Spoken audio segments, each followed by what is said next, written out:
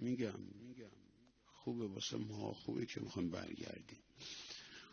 عمری ازش گذشته بود، نفسش اینقدر حق بود، دعا میکرد مستجاب میشد، اهل گریه بود، برای امام حسین میمرد. چطور شده بود برگشته بود، گفت شب اول محرم اومد دم در تکه محلشون، نوچه هاش گفتن بریم تو تکیه، گفت هنوز که شروع نشده من میرم خونه رو، یه نوشیدنی میخورم به حال خودم برسم، مست میشم. رفت خونش،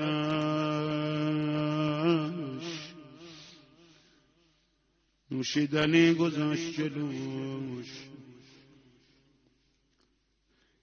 یه تخت نردم گذاشت جلوش، زبانم لال، گفت آقا امشب بازی کنید.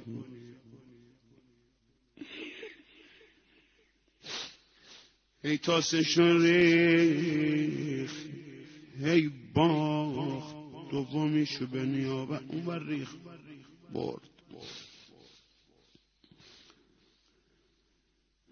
سر چی بازی کنیم؟ سر دوتا گولی برنج. هر چی بازی کرد باخت، گریش در اومد، دوتا کیسه برنج زد زیر بغلش، رفت دم صبح دم تکیه کیسه برنجا رو گذاشت. گفتم فلانی کجا بودی؟ چقدر کارش درسته، کجا بودی؟ و چی شده؟ گفتن یه خانومی از سر شب منتظر بود، شما رفتید دیگه اول روزه آمد نشست، گفت منتظر فلانی هم. گفتم فلانی رفته. آخرش دید نیومدی، داشت میرفت دم صبح،